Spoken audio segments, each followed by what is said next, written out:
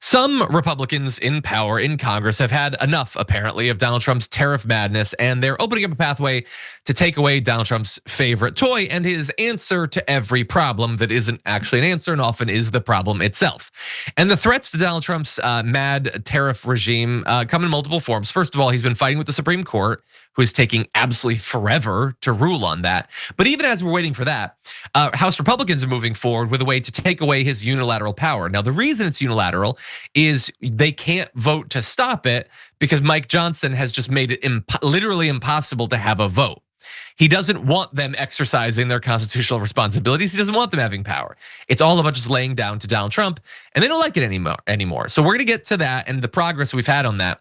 But first, just the latest example of why Donald Trump is not responsible enough to have this power. Here is something he said recently. We had a $42 billion deficit, and we weren't taking anything. I said, well, we have to do something because we have to even that up a little bit. I didn't have to get everything at one time. So I put on a 30% tariff, which is very low. Still, we were having a big deficit, but it was half the deficit.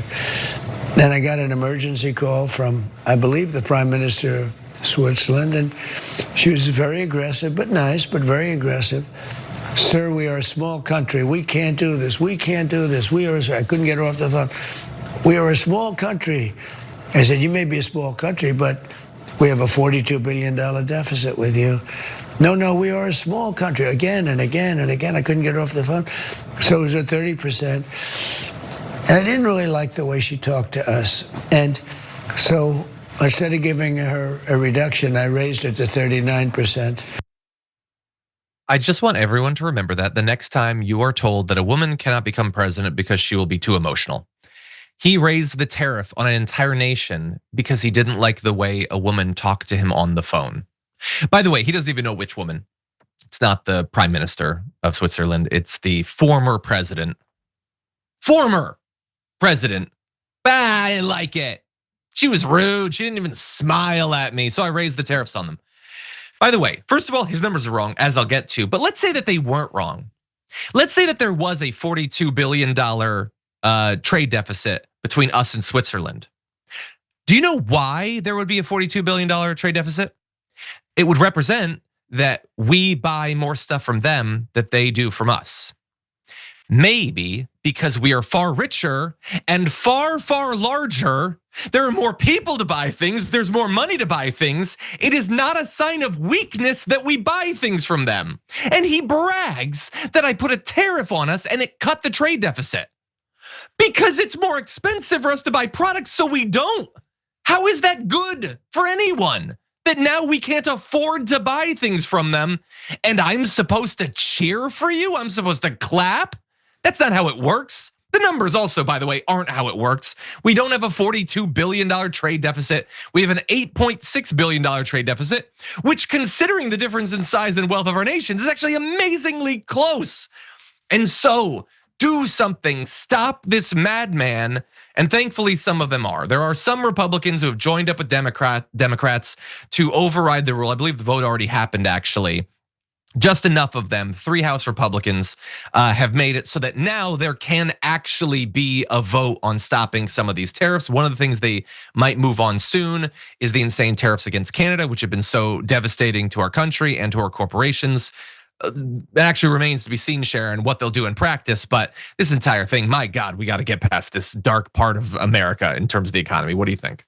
This dark part of American history. And you said just 3 of them, huh?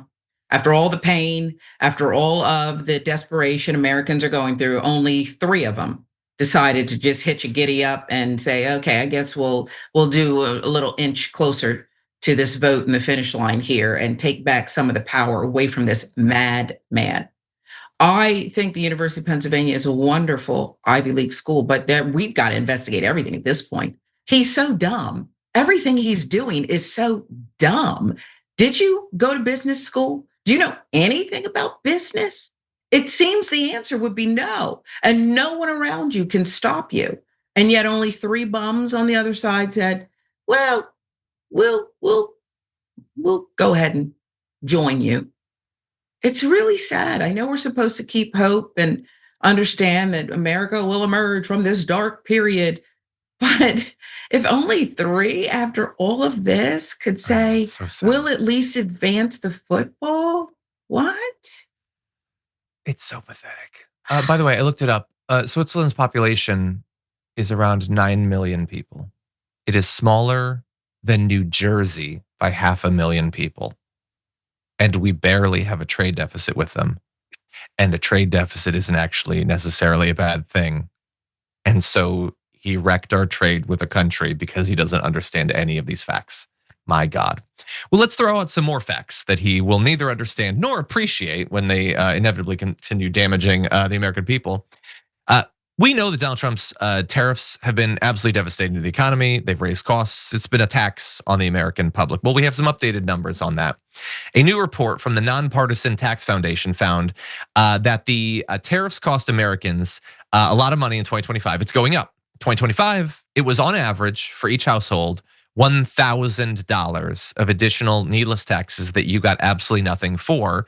It's going to go up 30% for 2026, $1,300 that you will pay because Donald Trump didn't like how Macron looked at him, and he didn't like this country, and they were really mean to us. So every single household, your household and the one down the street and the next one, $1,300, $1,300, $1,300 in extra taxes on you as they massively cut taxes on the wealthy last year. Isn't that nice for them? This, by the way, represents the largest US tax increase as a percentage of GDP since 1993. They say that he's a big tax cutter, and if you're wealthy enough, it is true. But for regular Americans, it's the biggest tax they've experienced in more than 3 decades. By the way, we talk often about who's paying for the tariffs, and you know that the majority is us. But different organizations have come out with different estimates of what percentage we pay for. The Kiel Institute in Germany estimated that US consumers and importers bear 96% of the tariff burden. You know what TYT has always been about? Taking on the corrupt, greedy establishment. For us, it's the corporate media. We've been fighting that fight for over 20 years. For the cell phone industry, it's the same story. A handful of massive corporations ripping you off. That's why we're partnering with Noble Mobile. They're the only wireless company with the same mission as ours, to fight back. Their Noble plan offers unlimited data for just $50 a month. But here's the best part. For any data that you don't use, you get cash back. Real money you can spend however you want. Stop letting your unused data pad the pockets of billionaires. With Noble, you take control over your data. And by switching to Noble, you're directly supporting TYT in our mission of bringing you honest, independent news. So give Noble a try and make the switch today. Scan the QR code on the screen now or visit go.tyt.com/plan. That's go.tyt.com/plan. This is arguably the dumbest sustained policy a United States president has ever pursued. And appropriately, it's because we have the dumbest president that we've had possibly in centuries. Sharon, what do you think?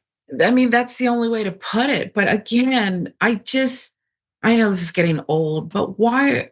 I say to my fellow Americans, why are we doing this? Anybody who is supporting this nonsense has got to go. Why are we allowing this? This is, even though he's seized power and he's been declared a king and all of this nonsense that he's doing that's hurting us, there's still an easy route to get him the hell out of here and restore some sense of American life that wasn't perfect to begin with, but it sure wasn't this. It wasn't this. Why are we voting against our own interests, I say, to the other basket that Hillary was talking about in that one good soundbite? Why are you doing this? No, it's just madness. By the way, what I think of when I see this is like, they say that Bad Bunny hates America because he had a thing about love in his halftime show, whatever. Meanwhile, if you actually hated America and hated Americans, is there anything worse you could do than making every single household pay $1,300 for absolutely nothing? Kind of feel like that'd be a pretty successful way to get across your utter hatred for your fellow man.